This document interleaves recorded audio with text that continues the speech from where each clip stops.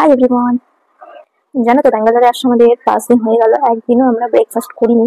তো আমাদের যে চায়ের দোকান আছে, চায়ের দোকানের পাশে একটা রেস্টুরেন্ট আছে, তো ভাবলাম আজকে ডাক্তার দেখানো তেমন একটা চাপ নেই, ভাবলাম আজকে ব্রেকফাস্টটা করে আসি।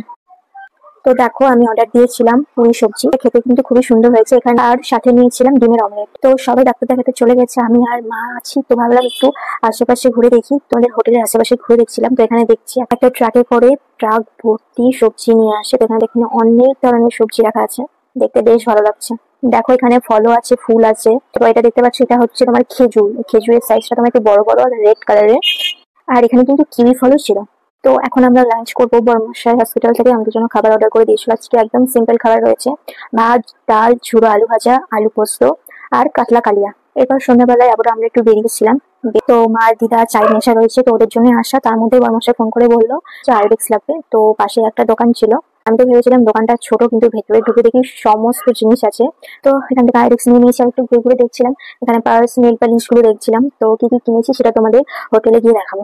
তো এখন হোটেলে চলে এসেছি। এখানে দেখতে পাচ্ছি আইডেক্স নিয়েছি, তারপর দুটো আমি ঝুমকো কানের নিয়েছি, একটা ব্রেসলেট নিয়েছি, 3টে নেল পলিশ নিয়েছি। তো চলো বাই।